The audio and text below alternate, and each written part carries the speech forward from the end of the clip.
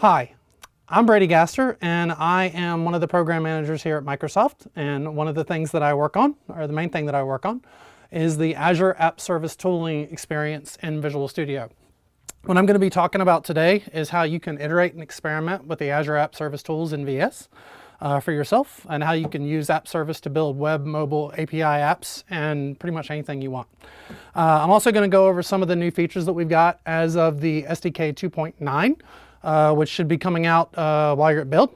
So you'll be able to download that by the end of the week and party on it. And I'm going to show you one of the new features that we've got in the new 2.9 SDK. I'm pretty excited about it. So before we do that, what I want to do is I want to back up a little bit, because one of the things that I've been asked repeatedly is exactly what is app service. People know the term websites. In 2015, we released this concept of app service. But what I want to do is try to bring it together and sort of explain to you how we got from websites to app service, and how we got to this point. So go ahead and moving right along. What exactly is Azure App Service? Well, it's my favorite part of Azure. I'd say about roughly 60% of people that are running their apps in Azure are actually using Azure App Service to do their web, mobile, API, and that kind of stuff. It's a pretty big number. If you think about all the customers in Azure and 60% of them are actually on App Service, that's pretty good. It's a pretty clear indicator that App Service is a nice way for you to get started in Azure. And if you're an ASP.NET developer like myself, it's super easy, because we have all these great one-click publish features right from within VS that I'm going to show you today. All right, a long time ago, in a cloud far, far away, over there in the other building, we had this thing that was pretty awesome, and it was called Azure Websites. So we dropped in Azure Websites to the all-up Azure Fabric. People loved it. They thought it was fantastic. But we had a lot of mobile developers who said, we'd really like to have something specific to mobile development, or for people that are building Windows 8 store apps, now Windows 10 store apps. Folks wanted the capability of easily connecting those store applications to Azure. So we added on to the website's brand, and we created this new thing in Azure called Azure Mobile Services. People began to use mobile services to build iOS apps, Android apps, Windows apps, so forth and so on. And for guys like myself who are primarily web developers, we would deploy our ASP.NET, Node, PHP, Python, what have you, apps up to Azure Websites. Well, that wasn't broken, so we figured that we should go ahead and fix it. So we changed the name of these things to web apps and mobile apps. And the idea behind that was, what we saw was people were actually creating these composite applications. You might have a web app that communicates with an API, and along with that API, you have a mobile app that also talks to it. Then you build a desktop app that talks to the API, ad nauseum, et cetera, et cetera. So we changed the names of those guys to web and mobile apps. And then we extended it a little bit more. We added this thing called API apps, which is really near and dear to my heart, because I'm a big REST API fan. I love to use ASP.NET Web API, and API apps was a pretty good fit for me there. We extend API apps a little bit further, and we added workflow to it and different capabilities for you to dial into third-party providers, and we called that Logic Apps. Started looking at this new image that we have of all these different type of apps that we could build, and we thought, there's really kind of a tie-in. These guys are all kind of a part of one big thing. And that's where we came up with this concept of Azure App Service. We got rid of all those individual monikers, and we just created this one big thing called App Service. And if you look in the portal today, one thing that you'll see is, whereas when we released the API Apps preview, we added things like Swagger metadata, or the API definition. We added things like CORS support directly from within the portal. You don't have to do CORS in your Web API code anymore, or in your Node code. You can actually do this directly from the portal, and the portal will control which URLs have access to your REST API apps. So that was goodness. The nice thing about it is that we took all those awesome features of API apps and mobile apps, and we raised those up, and now they're just a part of the larger app service all up. So whether you're building your web, mobile, API, or logic apps, you have capability to do all these things. And then we have this other thing out there called web jobs. So if you're interested in running background processes, you can actually do things with web jobs. Those are like XEs that run on your server side. They process queues, run on a schedule, that kind of thing. And of course, we have tooling for that in VS as well. Now, what we did was we wanted to make the experience that you, the developer, partying on our tools for app service, if you're building web, mobile, or API apps, we really wanted you to fall into a pit of success. We wanted the UI and the entire experience from provisioning to publishing to really be easy. The idea behind it was if you're a developer and you are working in Visual Studio, we just want to push you into the pit of success and make sure that it's really easy for you to get up and running with Azure App Service. So with that said, I'm going to go ahead and stop talking with the deck, and I'm going to go ahead and move into Visual Studio and show you kind of how we can do some awesomeness. Before I do, I want to show you that this is the Azure portal. And if you're interested in learning more about Azure App Service, you can click on the documentation link up here. Then you can go and you can look at the All Up App Service documentation. If you're interested simply in the web, mobile, API, or Logic Apps area, you can actually drill into one of those specific areas and learn a little bit more about that technology. And then most importantly, if you're a Visual Studio developer and you don't know where to get the SDK, you can actually go up here to Resources, click on the Downloads link, and that will show you a list of all the different downloads that we offer to our Azure developers. And you can see that we have SDKs for .NET, we have SDKs for Java, Node, PHP, Python, the works, and we have more coming every day. So I do want to point out that we're not just limited to Visual Studio technology or VS Code technology. You can do pretty much anything on App Service that you see on this page right here, and then some. You can deploy your Java APIs and all that goodness. So with that said, I'm going to close this down. I want to flip back over here to my portal, and you'll see that I have a couple of different resource groups and stuff created. Now, what I'm going to show you today is the main feature that we've added in the 2.9 release of our tools. You'll see that over here I have a brand new solution, and it's just called My App Service Hosted Application. The idea behind this is I have a REST API. I have a website that's going to interrogate that REST API and show stuff to the user in HTML format. Also have a mobile app that might run on my phone or my mobile device that's going to communicate back and forth with that REST API as well. And then I'm going to have some background processing that's going to run, so I've got a web job. So you can see that I have all these different components of my overall app service hosted application, all as individual projects right here in this one Visual Studio solution. Now, before the SDK 2.9 release, what you'd have to do if you wanted to deploy these guys or to create an app service is you would right-click on one of these individual projects, you would go to Publish, you would select Azure App Service right here, and this is the thing that we would show you that you could actually select from one of your existing app services if you want. If you want, you could do a search. If, like me, you have quite a few projects up in Azure, you might want to be able to search for stuff and find your things more easily. You can do a search here for API. And then if you want to group these things by resource type instead of by resource group, you can actually change your view and your filter will stay, and then you can clear your filter out. You can see here are all my API apps, and then here are all my web apps. We're going to get to this ASP.NET Core one here in a moment. For now, what I'm going to do is I'm just going to click on the New button. Now, what you'll see that pops up next is we have a two-tab dialog that you'll see. The first tab is hosting. So this is specifically what you're going to call your app service that's running up in Azure, and then what type of app service it is. You'll see that I've got API pre-selected, and the reason for that is we actually look at your NuGets and your project, and we look to see if you've got Swashbuckle installed. That's the Swashbuckle NuGet that enables Swagger metadata generation directly off of Web API controllers. If you don't have the MVC package or the web form stuff, we sort of assume this is probably a REST API. So we go ahead and we default your app type to API. If you have MVC or you have web forms, if you aren't just a Web API, we'll default you to web. And then if we see that you have the mobile NuGets in your project, we'll default you to mobile. So I do want to point out that we're dynamically figuring out where to send you and which type of app you're going to be. Of course, if you wanted to change that, you could. At one time, we had some developers who were saying, well, a lot of the things that you're doing in API apps, I could do manually for myself inside of web apps. I could install the Swashbuckle package myself, I could write my own Swagger, and I could publish it up to web apps. We heard that messaging and we heard the feedback from customers, and we took the features, like I said earlier, of cores and the API definition, and we escalated that so that now any app service can run it. We also took some of the awesome features that folks loved about mobile services and mobile apps, such as the various identity providers, Facebook, Twitter, AAD, and so on. And now you can actually use those in any app service as well. So they're not isolated just to mobile services or mobile apps anymore. Now they're across the board for anything that you see in app service. So that's goodness. So I'm going to go ahead and leave this guy as API app, and I'm just going to call this My Build Demo API app. And I'm going to go ahead and create a brand new resource group. And what I'll do is I'll just select this text right here. and I'll say I want a new build demo, and I'm also going to want to have a brand new app service plan. The app service plan is sort of the server rack where all of your code runs. So I'm going to go ahead and select West US since we are in the Redmond area right now. And you'll also see that we have a size thing on here, and this is something that we heard from a lot of customers early on. Prior to the 2.81 SDK release, the only app service plans that we would ever create for you were free.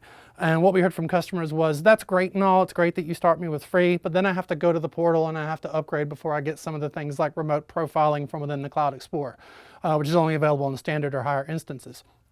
We heard that feedback, and we've gone ahead and we've added size here. So if you want to, you can actually select a basic, a standard, or a premium SKU. In this case, I'm going to go ahead and select a standard SKU, and I'm going to click OK. Now, the next thing that I want to point out is that we have this tab over here labeled Services. Now, in the again, prior to the 2.81 release, one of the things that we would give you the ability to do during publish was to not only create your website or your web app, but we gave you the ability to create a SQL database. Well, some of the partner teams in Azure, they came to us and they said, you know, we'd really like for you to give us the ability to light up, you know, DocDB or Redis Cache or some of the other guys that, you know, some of the other services that, you know, our customers might want to use in addition to their app service. So what we did was we redid our dialog here, and this is actually an extensible series of windows. So we actually have partners that will, you know, write their own extensions, and if let's say you're doing Redis, for instance, when we actually ship the Redis Cache extension, what we're going to do is we're going to publish that extension up to the extensions gallery. You would install the Redis extension if, in fact, you want to provision Redis caches directly from within VS. And if for whatever reason we update the Redis API, and as a result of that API change, we have to update the tooling, the nice thing is we would just be able to publish that extension back to the extensions gallery, and you could just get the extension without having to wait for an entire VS ship train. So that's goodness as well. We don't currently have a lot of providers in here, but one of the features that we're adding in the 2.9 SDK, I'm really excited to say, if I go over here and I click on all, you'll see that we actually give you the ability to create a secondary app service. So on that first pane, you saw that what I was going to do is create an app service that's going to be an API app, but I'm also creating a web and a mobile app that are going to communicate back with that API. And I want to have some sort of an app service container for my individual web job, which is going to run, you know, in the background. So what I can do here is I can click on this add sign, and you know, prior to the 2.9 SDK, you would have to right-click, publish, create, and then do your publish flow. What we're doing now is we're giving you the ability so that you can pre-provision all those app services that you're going to need to publish your stuff into all in one fell swoop. So I'll click add right here, and I'm going to go ahead and change the type to web app. And we'll call this my build demo web app right here. I'm going to leave it as the same app service plan because I have one app service plan in my new resource group, and I can host my API, web, and mobile apps all from that one app service plan. So I'm just going to leave that selected because that's the one that I just created earlier.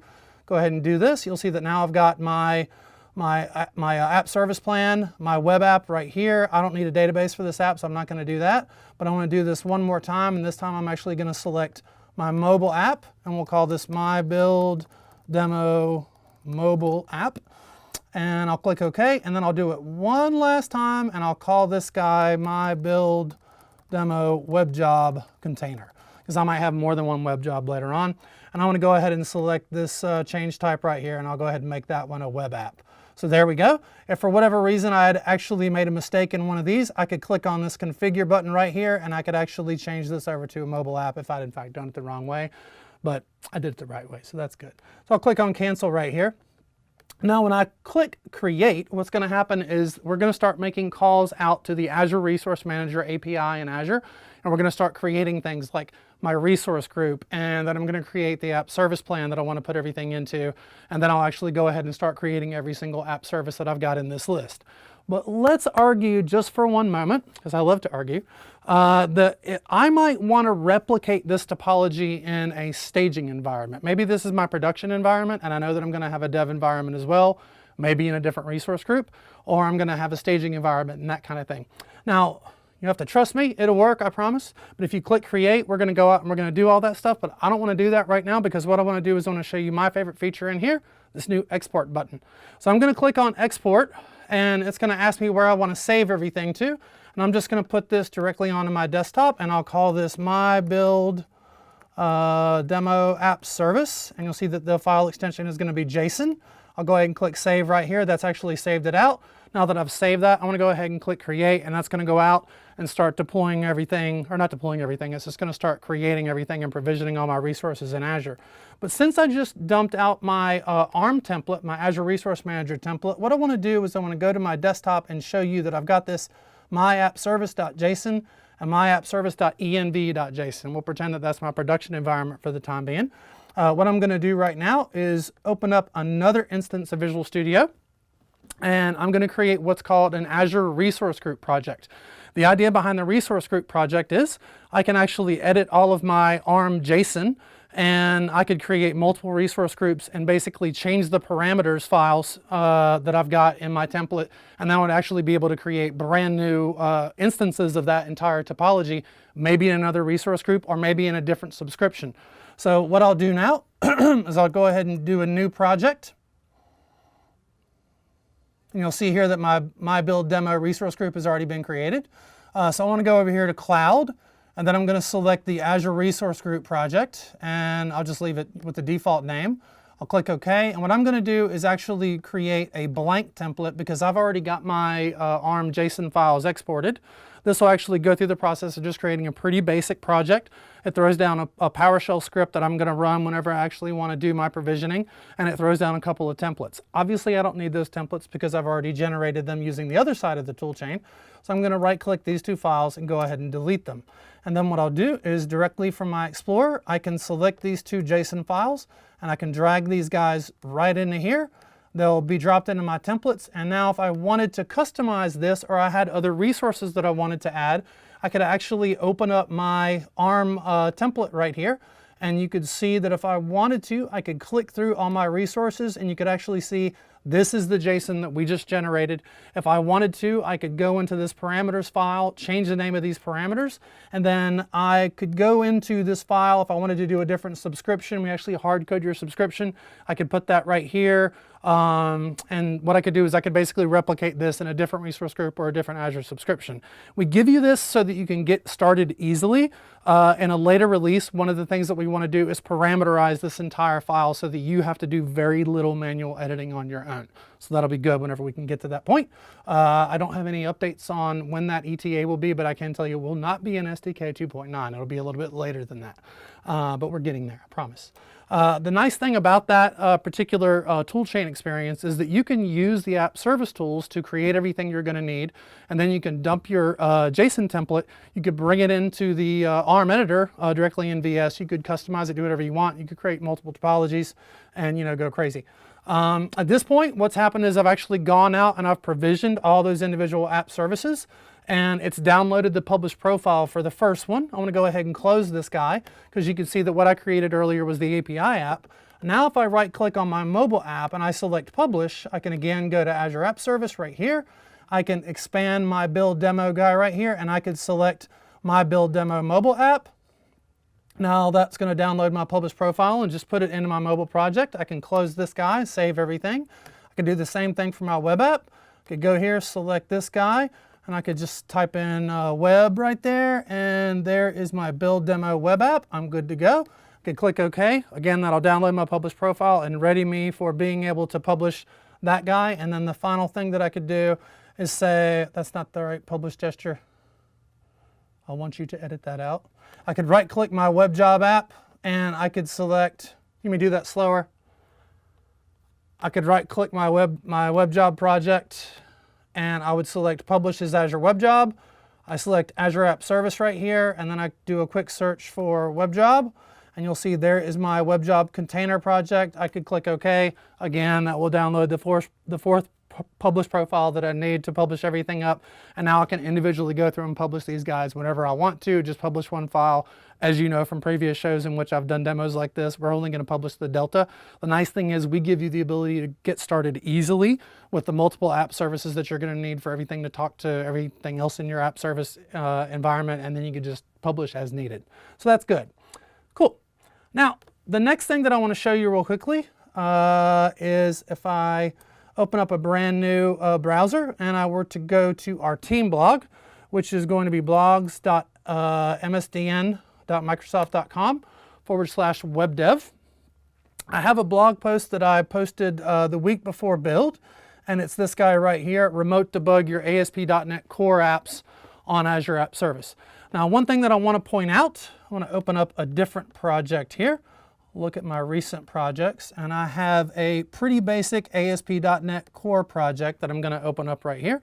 As you know, ASP.NET Core is the next version of the ASP.NET framework that we're going to be releasing not soon enough. We're all really excited about it. We can't wait to get your hands on it so you can start using our brand new framework. What I'm going to do is I'm going to show you that I have this very basic ASP.NET Core project. It's really just an MVC app. Again, the reason I want to show you this link is if you missed something, down at the very bottom, I've actually got a video that you can look at that will actually walk you through what I'm getting ready to show you right now. Pretty meta. I'm going to show you a video while we're doing a video showing you what I'm about to show you. Anyway, point is that in the past, if you're an ASP.NET Core developer, if you're over here in the Cloud Explorer, you note that we have this awesome feature called Attach Debugger. We actually give you the ability to attach a remote debugger and step through your code live in Azure App Service. The deal is, however, when we actually attach to that process, we're attaching to the w3wp.exe process up on the server, and core apps don't run in that process. They run in a different process. As of the core RC1 release, they actually run in a process called dnx.exe. We may change that in the RC2 release. It's going to be called .net.exe, I believe. But at this point, it's still going to be dnx.exe. We're going to update that blog post and put another one out whenever we get there. But today, you can debug your ASP.NET Core apps in Azure. To demonstrate this, I'm going to go ahead and click the Attach Debugger guy, and that's going to reach up to my basic ASP.NET Core project running in Azure App Service. It's going to attach the debugger, and just like always, that debugger process is going to attach itself to w3wp.exe. Once that happens, it's going to launch a browser window, and it's going to go directly to the site that I'm debugging. The idea behind that is, you might want to hit the site to spin it up so that once it's spun up, you can, actually start stepping through your code. I haven't hit this site in a few minutes, so the site may have actually spun down. So it might take just a second for this debugger to actually attach up to it. And in the future, if you try this feature out, if you try out the attach remote debug and it does this, or for whatever reason it does this and then it fails to attach, that could be because either A, your site has spun down and it's no longer running, or B, the W3WP process might have turned off or might be recycling. 95% of the time, if you go through and you do that gesture 1 second time, you do the attach debug one more time, it'll attach on that second try because your site spun up and everything is there that we need to attach to. But if you think about it, it kind of makes sense. The debugger can't attach to a process that isn't running. So if your website is shut down, nothing to attach to. Makes sense, you'll want to do it a second time. Now what you'll see is that even though I have a breakpoint set on my index view right here, or my index action, and I've already hit the site, I'm not actually debugging. So that's kind of sad. Like, Brady told me it would work, it's not working, I don't know what to do. How do I fix this problem? Well, the nice thing is, since I'm already attached to that debugger, since I'm already up on that server, what I can do up here is I can go to the debug menu and do this attach to process, wonderful feature that's been in VS for years. And what's going to happen is the window is going to pop open. You'll see that I'm currently looking at my own computer right here, but what I'm going to do is I'm going to select the site that I've attached to in the past. I'm going to go ahead and double click or single click on dnx.exe, click on the attach button. Again, this is all in the video that's on the blog, so if you miss it now, you can go and you can take a peek at the blog. It's the stuff we put out just last week before build, so it's still going to be fresh and at the top of the list. You'll see that what's going to happen is now I'm going to attach to that dnx.exe process, download all the different things that process is going to need, all the symbols and whatnot. And once I've downloaded all the symbols and I'm